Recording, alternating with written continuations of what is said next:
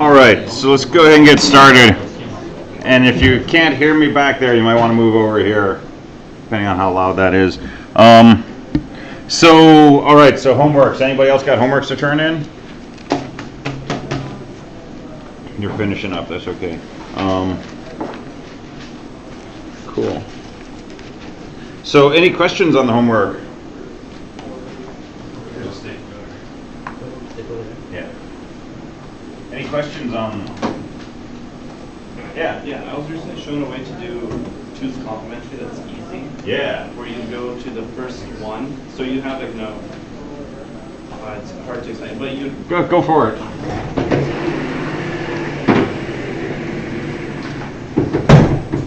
where let's say you have like 0, 0, 1, 1, 0, 1, 0.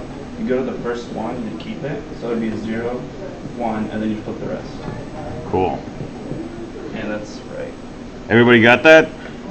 So could we just write that and like So you explain can- it without actually having to do that? Yeah, you can do that as long as you do it right. Okay. Right, so the only trick is keep everything up to and including the first one, and then you toggle everything.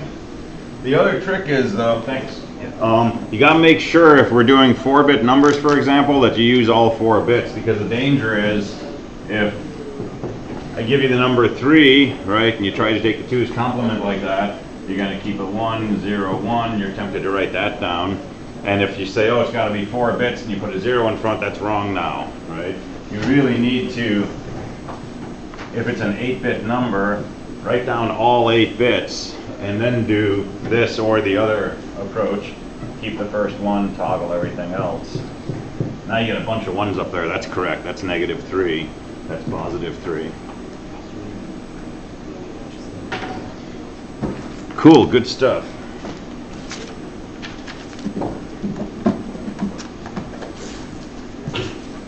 All right, how's lab 2? Oh, go ahead. Oh, so I was curious about the last question in the homework. It seemed like the only way for me to get -5 was to get 9 bits and then shift it to the right. Let's see.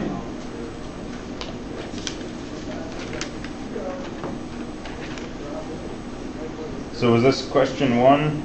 It should be the last question, so 3C. I don't have it and I don't want to hop online here. Okay, so we were doing arithmetic. So it was...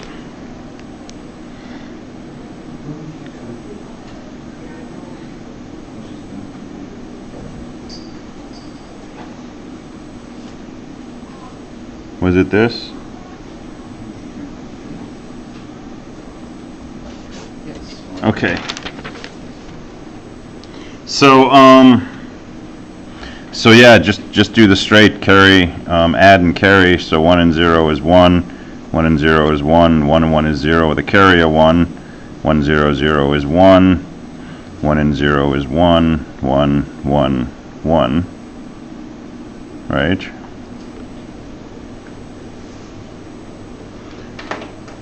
Let me hop online, because I don't remember what I put in these questions.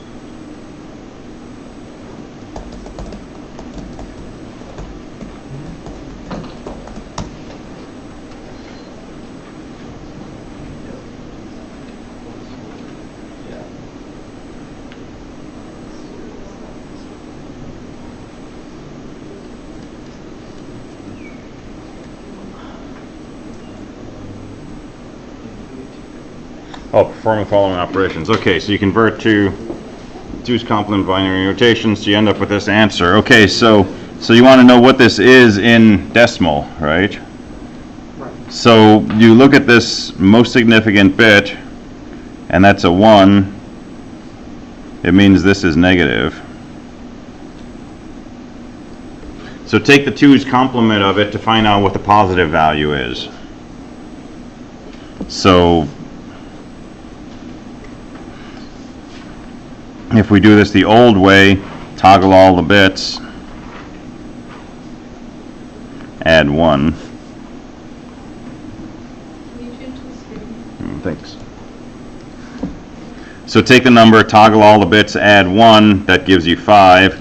So this is -5. Right? Or use the trick that we just learned, which is keep the 1, toggle everything else. So this is negative whatever that is. Right? And this is +5, so that's -5. So 2's complement works both directions. If you have a negative and you take the 2's complement, you'll end up with the positive version. If you have +3 and you take the 2's complement, you get -3.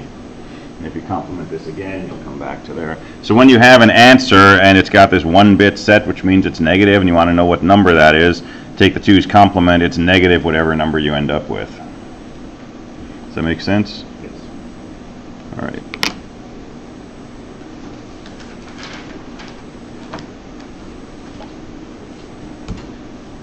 So any other questions on these?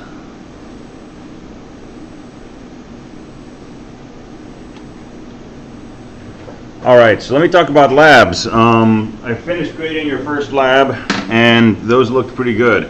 Good reports. Most people did all the necessary steps. So let me just make a few comments, and I took off a few points for some of these things. I'll probably take off more points on future labs, but for lab 1, we're figuring out, you know, what the expectations are and such. So most people had a separate cover page, which is good. That's important. Everybody had their full name. Make sure if you have any lab partners, you list them below your name. Lab partners, : list the lab partners, and then go on to a second page to begin talking about the experiments. So experiment 1, the goal here was to familiarize yourself with these different pieces of equipment, and each of them say identify and document the controls for this piece of equipment, make sure your controls include. And a number of people took a picture of the multimeter and put that in the lab, and that was the whole experiment. Okay, that's a good starting point. But what you really want to do is, you know, draw a circle around the voltage knob and say, this is the voltage knob, you use it to control how much voltage comes out. This is the display selector, you switch this to display volts or amps, right, or whatever. And as we go through here up to the oscilloscope, the controls get more complex. And for this one, you want to make sure that you talk about these 4 controls at least. So some people had, you know, 3 or 4 pages of description saying what all these controls do and all the details. That's great. Some people just sort of had a picture, and here's a knob that says time domain control, but no description of what it is, right? So a little more wordage there would have been helpful. But that's kind of a get familiar with it. Okay, experiments 2 through 4. Each of these were basically the same, but you had to set up the oscilloscope to read from the function generator, and then sketch the waveform and describe variation from ideal square wave. Here again, a lot of people just took a picture of the oscilloscope screen and put that in the lab report. So it really wants you to sketch it, because in sketching it, you're going to have to sort of think about what you're seeing. Right? This is how we do art. Art's about learning how to see, not learning how to draw. And so it kind of forces you to, you know, say, yeah, it looks like a square wave, but what's it really look like, right? And so got some sketches from people, but definitely, you know, compare it to an ideal square wave. It looks exactly like an ideal square wave, okay, but probably not. So you talk about what you're seeing, and we went through this a little bit on Thursday.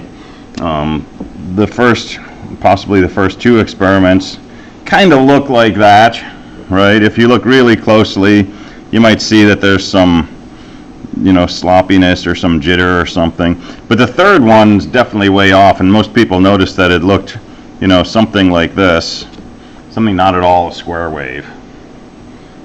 And so that was really the goal there, was to kind of see what happens when you max out the function generator. Now some people, when they got to experiment 3, now here's your oscilloscope display, and what they saw looked like this, all the way across, just this big black bar, right? And that's an accurate picture of this, because at the high frequency you've got a lot of these up and down cycles in this small amount of time. This is time going across horizontally. right? But there are knobs on the front that you can use to change the scale of this. So there's a horizontal scale or a time division or something like that. And if you turn that, you'll see this spread out until eventually it would look like, something like that. And even at the lower frequency, at say, 10 kilohertz, if you turn that knob the other way, you can make it look like this big black bar, right? So experiment with it, right? We don't have other labs that require you to use the oscilloscope, but it's a really useful piece of equipment to know how to use in this course and in 270 especially. Anytime you have signals changing too fast to read with a multimeter, go to an oscilloscope. So it's worth just sort of exploring what the different knobs do. And turning the knobs, you're not going to hurt the equipment. Okay, pulling the knob out or pouring soda on it is different, but just changing the knob settings, you're fine. You can experiment with that. I had an oscilloscope when I was a kid, and I just spent all day like playing with it, right? It's really hard to damage it, but you can learn a lot about what it can do. So that's those 4 experiments. Mapping the protoboard connectivity, no issues with that. And then experiment 6. So most people had a good truth table as far as the values, but let's talk about how to present this. So here's your intersection.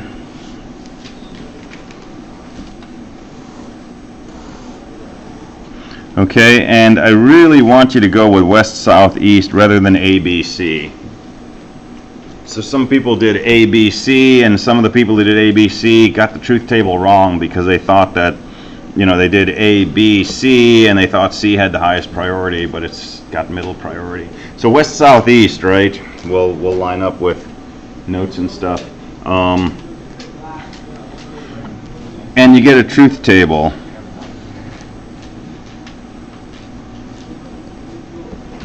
And it's got inputs and it's got outputs. Thanks.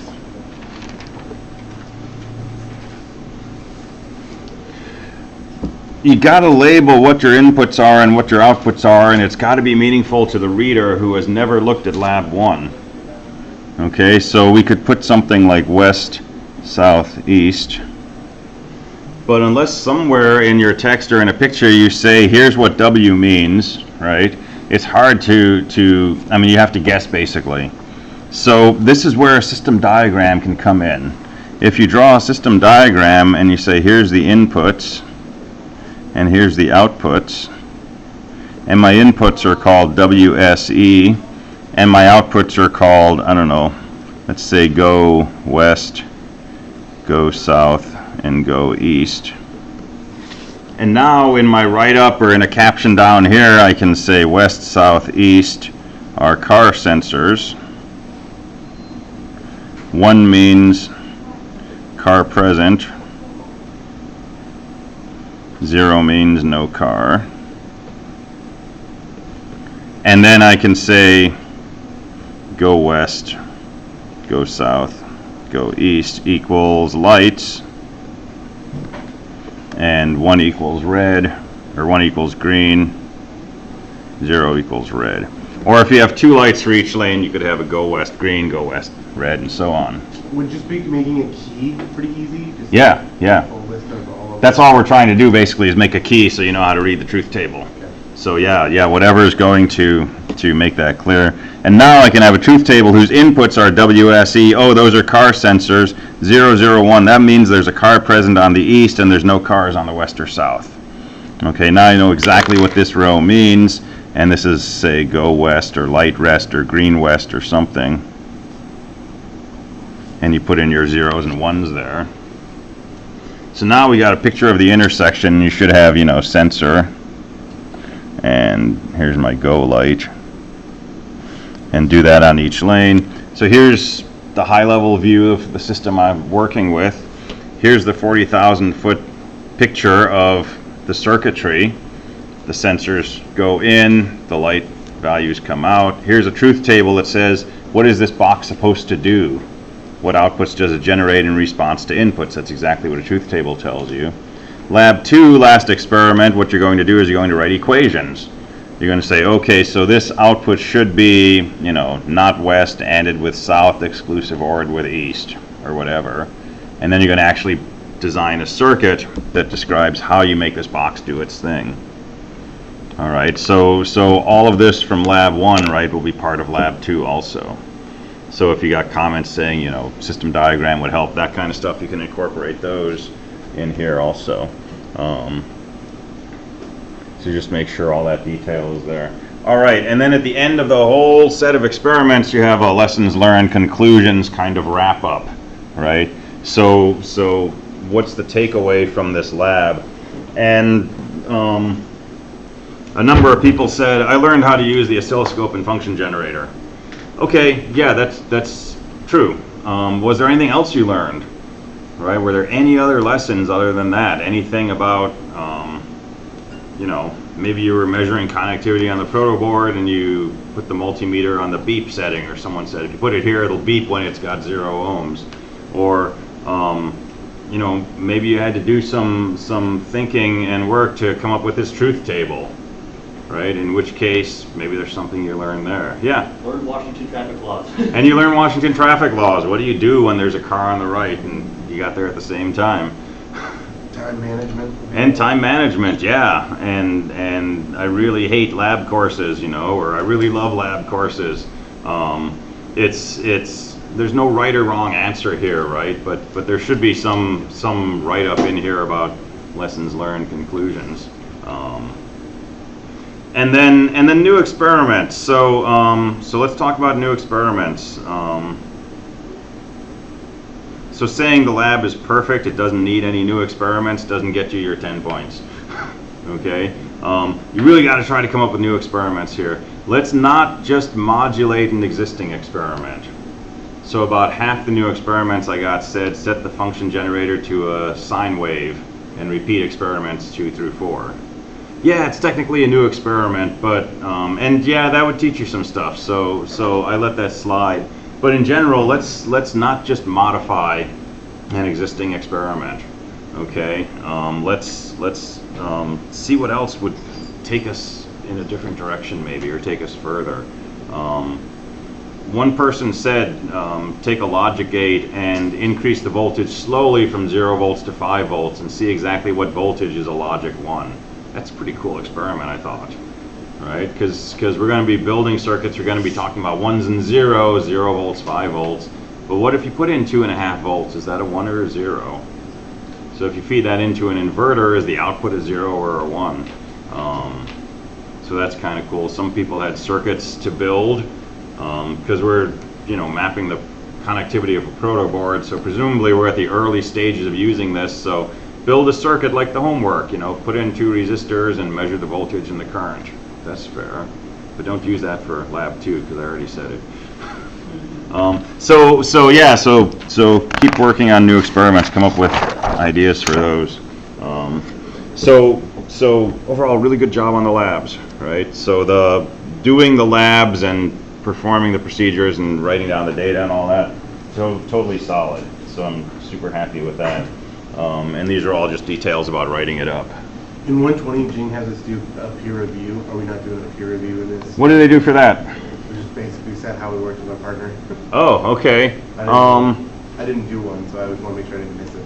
No, I don't require that. I might do that at some point. But yeah, in general, no, I'm not going to make that a part of it. That's pretty common, though, in other courses and in work environments to do that. All right. Yeah, I think that was all I had for lab 1. All right. So other questions, comments? Yeah.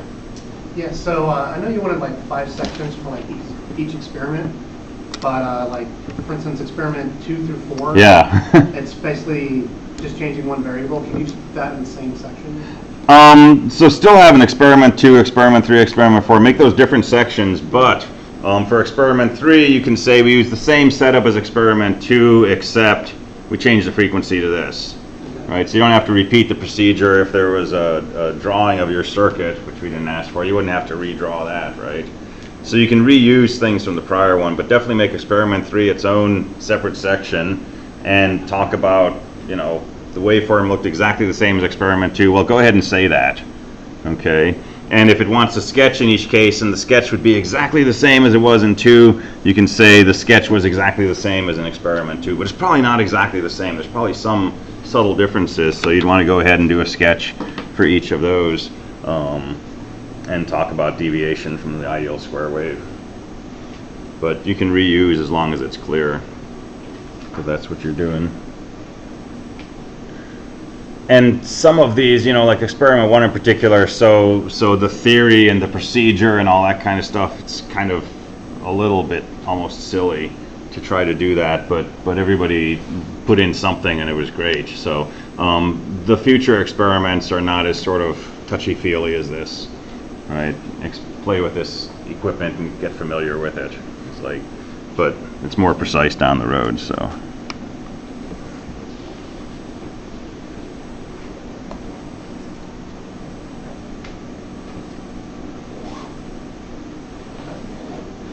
lab 2 we already talked about, and with respect to everything I've just said. You know, obviously include the circuit pictures, describe what you did. Experiment 4 we talked about a lot last time. And then traffic control, you're going to add equations for your outputs in terms of your inputs, and then a circuit diagram. And that's sort of the main deliverable for that experiment for lab 2. So for new experiments, try not to lowball it too badly, right? Like, build the circuit you designed in experiment 5. Yeah, that's a cool new experiment. You're actually going to do that in future labs, right? So I don't know, could we come up with a different kind of control system, or could we do something different other than just using 4 resistors, you know, to modify this or extend this, and so on.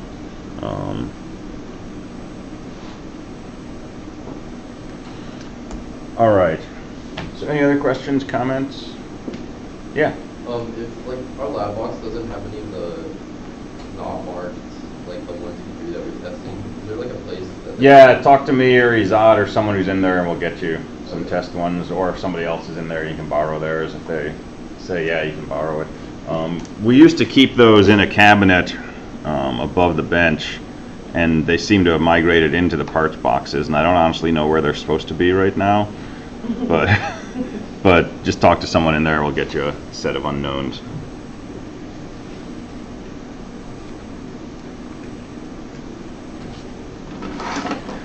All right, well, so what I want to do here is I want to revisit Kmaps. I want to go through a systematic procedure for doing Kmap simplification of truth tables.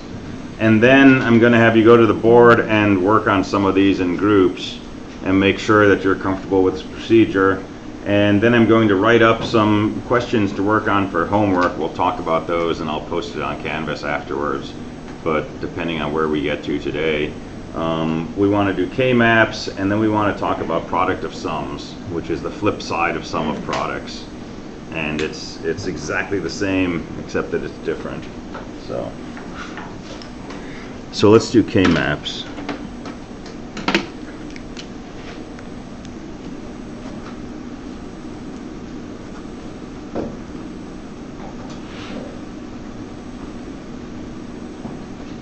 So our general Kmap, and you can do this for 2 variables, 3 variables, 4 variables. I almost always draw this for 4 variables. But if you do it for 3, you end up with just a 2x4 or a 4x2 picture. So if you just did that, that would be for like 3 variables. And 2 variables, you really don't need a Kmap because they're just not that complex. You can usually simplify them by hand. So I'm going to list my variables on the sides like this, and I always, for whatever reason, do AB going down here and CD going across. It's not incorrect if you do it some other way, but I'll stick with this for consistency. What has to be absolutely, though, is that the numbering has to be in this order: 0, 0, 0, 1, 1, 1, 1, 0.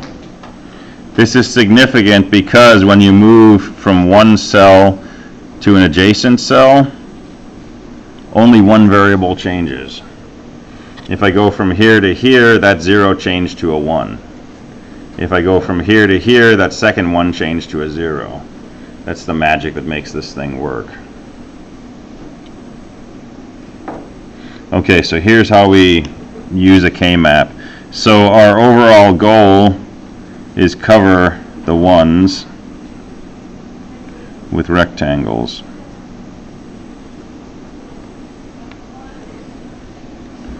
And our criteria are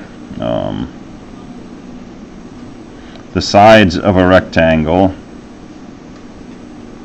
have to have length 1, 2, or 4. Not allowed to have a length of 3. The sides of the rectangle are length 1, 2, or 4. Bigger rectangles are better. And having fewer rectangles is also better. I can't really read that well. Does it say cover the eyes with rectangles? Cover the ones with rectangles. That's a 1. Fewer rectangles is better, yeah. Does this work for like an 8-bit number?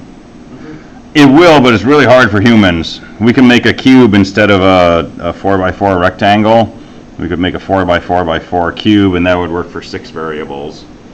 But you got to be able to find, yeah, and you can write software to do it pretty easily, but it's I've never done it on. We should make little blocks and come in and do that. Yeah. So fewer rectangles is better. Must cover all the ones. You're not allowed to cover any zeros. And you're allowed to cover a 1 more than once. So multiple covers are fine as long as you're covering it at least once, but you're not allowed to cover any zeros.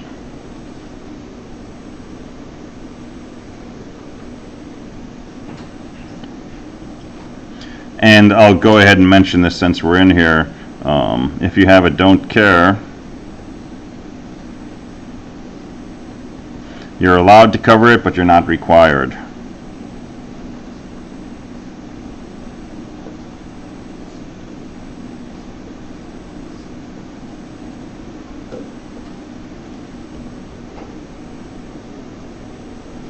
Don't care is just going to be a dash.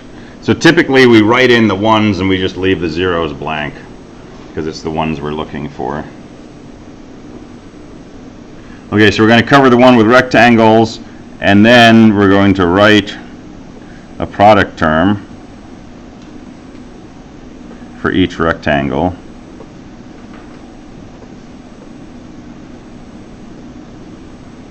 And then we're going to sum those product terms together.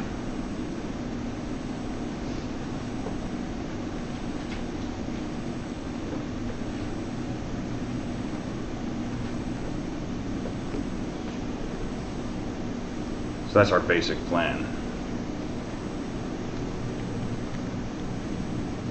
And so the only trick here is figuring out what rectangles you're going to use to cover the ones.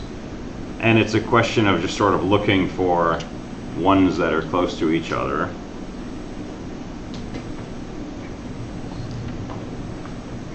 And I need one other really important footnote here.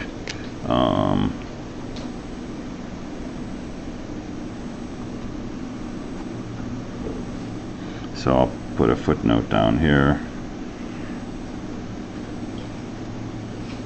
Rectangles can wrap around the edges. Anybody ever play asteroids? So think asteroids. This edge is connected to that edge, and the bottom is connected to the top. So if I want a 1x2 rectangle, I could actually put half of it here and the other half of it here, and that's legal. That's the other magic that makes this work.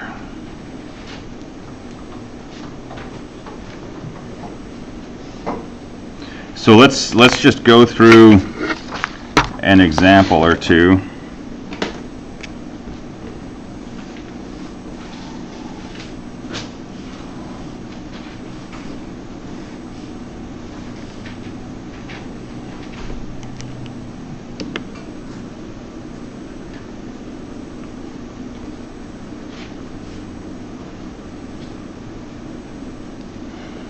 And I'm going to make up a truth table here. So here's some function. And I'm going to write this in compact minterm form.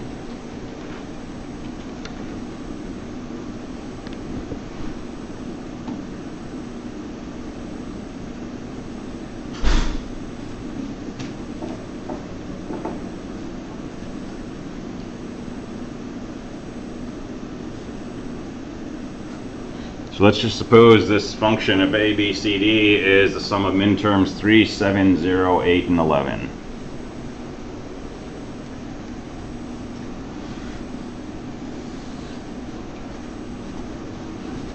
So here's our inputs a, b, c, d, there's our output f.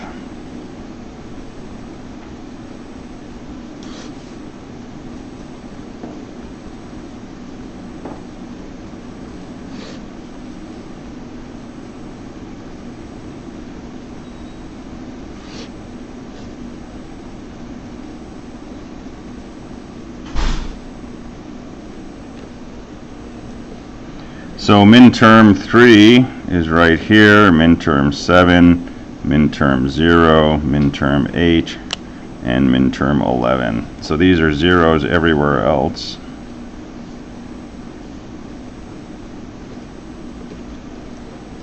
So if you see this expression, you can write this truth table from it. Right? We're just counting from the top, 0, 1, 2, 3, 4, 5, 6, 7, 8, and so on. If you start with a truth table and you need to write the compact minterm form, you can just write this down by putting the number wherever your ones are in the output.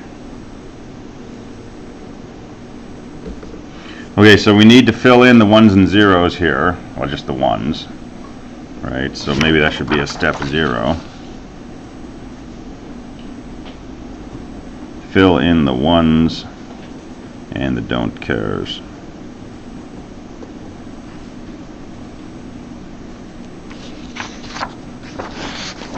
Alright, so we have a 1 for A, B, C, D are 0, 0, 0, 0. There's A is 0, B is 0, C is 0, D is 0, that's a 1 right there. 0, 0, 1, 1, well there's 0, 0, there's our 1, 1, we've got a 1 right there. This minterm 7, 0, 1, 1, 1, that's 0, 1, 1, 1, that's a 1 right here. Minterm 8, 1, 0, 0, 0, that's 1, 0, 0, 0, so there's a 1 right there. And minterm 11, 1, 0, 1, 1, 1, 0, 1, 1, there's a 1 right there. And then everything else is a 0, we're just going to leave it blank.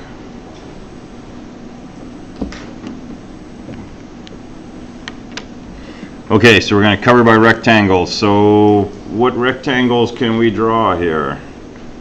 Try to cover the ones with as few, as large rectangles as possible.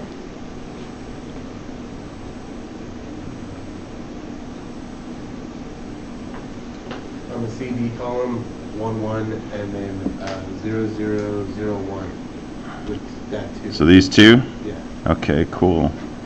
That's a good rectangle.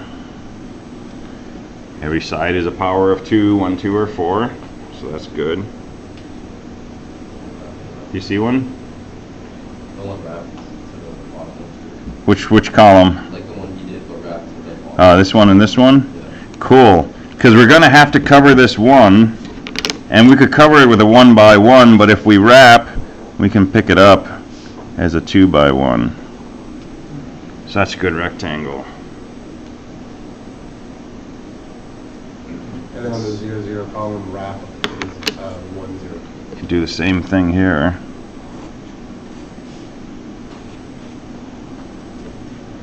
Alright, have we covered all the ones? So we're going to stop there. Alright, so now we have to write down a product term corresponding to each rectangle. This is a little funky. So let's start off with this green rectangle on top.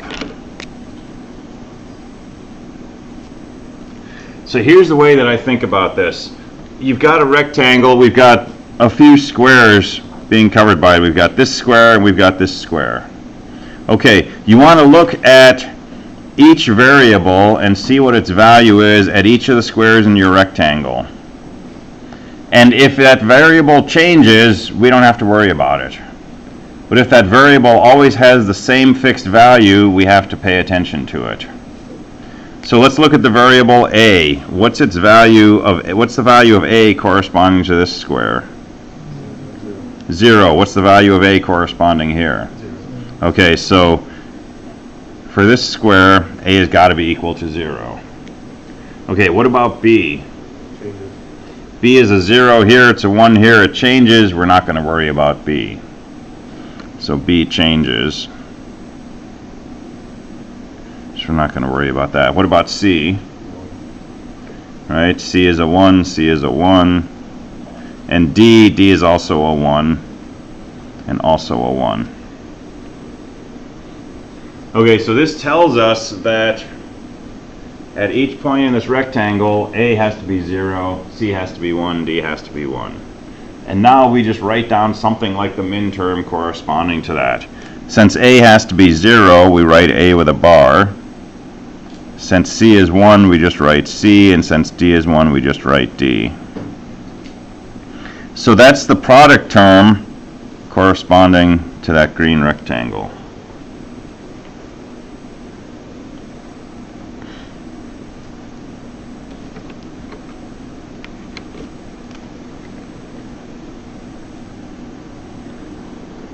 All right, let's try again for this wrapped blue rectangle. So somebody in the back row, what's the value of a for this square up here? What's the value of a down here? Right, so it's a 0 and a 1. It changes. We're not going to worry about a. All right, middle row, what's the value of b in this square? 0. And what's the value of b here? 0. So b has got to be 0. All right, and anybody, what about c? 0. C is 0, and what about d? 0. So this rectangle corresponds to b is 0, c is 0, d is 0. Write down the corresponding product term. That's b bar, ANDed with c bar, ANDed with d bar. That's the product term corresponding to that.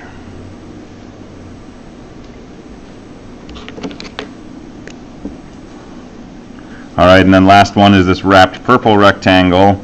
So a is a 0, 1, a changes. So we'll ignore that. B is a 0, B is a 0. C is a 1 and a 1. And D is a 1 and a 1. So that's the product term B bar because it's a 0, ANDed with C, ANDed with D because those are 1s. That's the product term for the purple rectangle. And so our final function is just the sum of those terms, A bar C D, or B bar C bar D bar, or B bar C D.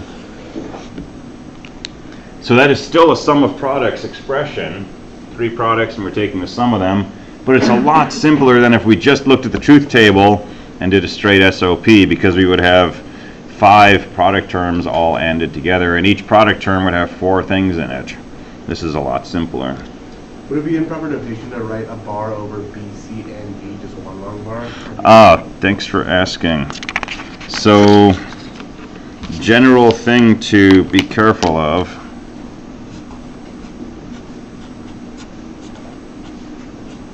Right, those are very different things. So if you want to be absolutely clear that these are separate, you can always throw them in parentheses. Because if we do B bar C bar, De Morgan's theorem tells us that's actually the OR of B bar with C bar, not the AND. So yeah, be really careful where your bars go. All right, so that's an example of simplification using a Kmap. And it might feel like a long process because we've been working through each of the steps very carefully, but it's fairly quick actually. Because if we think of this in terms of minterms, so this is minterm 1, minterm 0, down to minterm 15. We can go through this truth table once and identify where in this rectangle each of these minterms corresponds to. And you'll see the following pattern.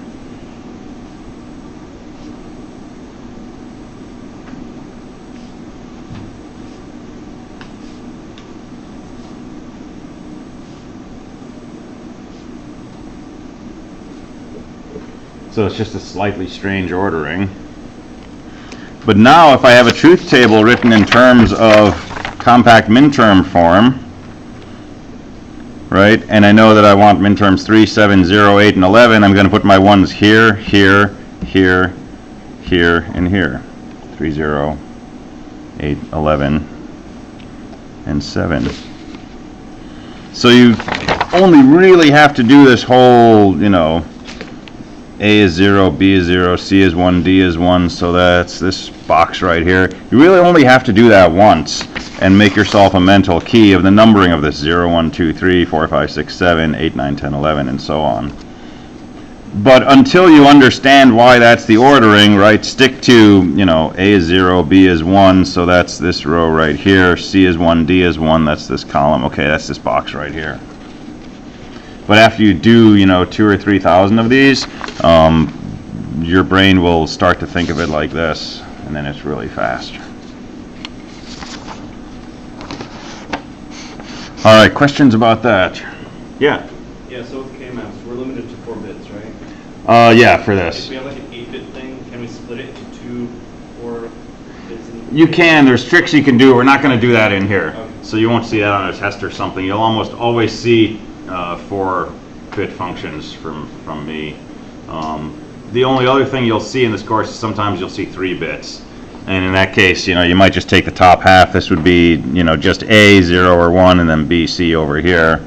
And it's just a little simpler.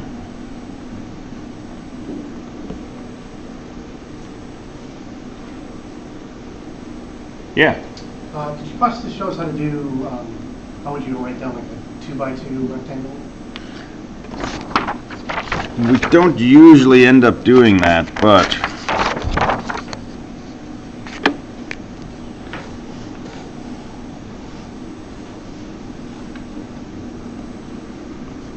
it would end up just like that.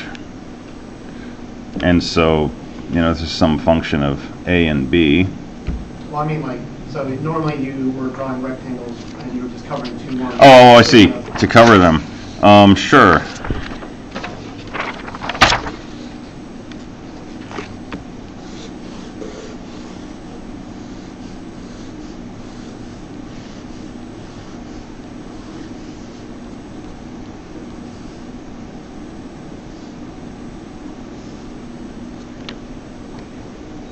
So let's just suppose that's what our ones look like. So nice 2x2 rectangle right here.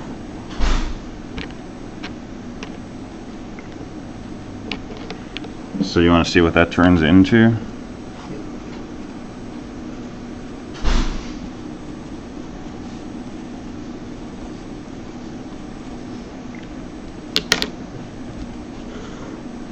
All right, so what's the value of A at each of these squares? That's a 0, that's a 1, that's a 0, that's a 1. A changes. What about B? That's a 1, that's a 1, that's a 1, that's a 1. B is equal to 1. What about C? 0, 0, 1, 1. C changes. What about D? D is a 1, 1, 1, 1. D is always equal to 1. So we find the product term corresponding to these. B is a 1, D is a 1. It's just B ANDed with D.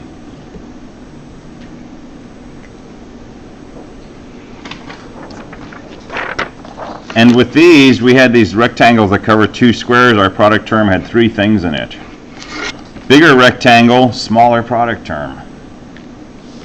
So like on our previous example, where we had the original was the 2 at the top, right? And we made it also a 3, where it wrapped.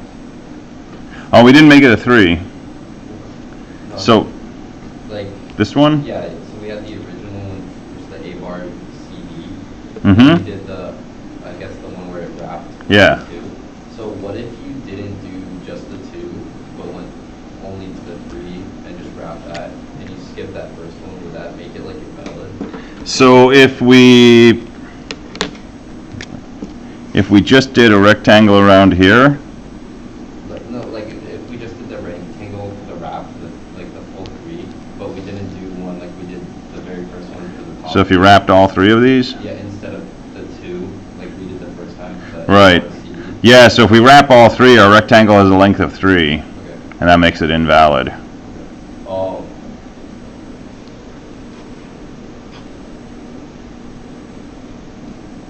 So what would happen if we only covered this one with just a 1 by 1 rectangle? We're not optimizing. We're not optimizing. What do we end up with for the term for this? We have 4 product terms. Yeah, we have 4 values. We'd say A equals 1, B equals 0, C equals 1, D equals 1. Well, that's just the usual min term that we get for that row of a truth table. And so once we have our rectangle drawn in the K-map, we could draw a 1 by 1 rectangle around every one, write the product terms, sum them together, we just get our original sum of products. It's not incorrect, but it's not optimal.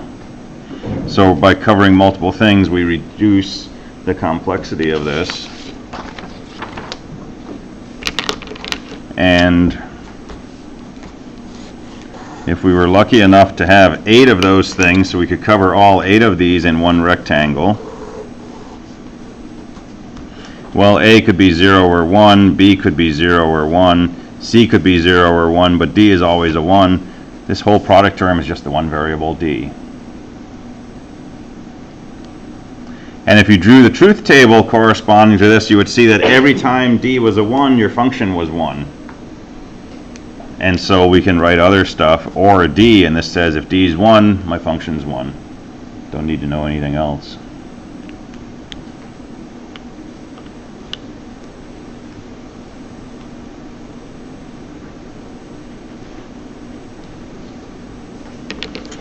Good for now? Let's take a 5-minute break, and then I'm going to have you work on the board and get some practice doing Kmaps.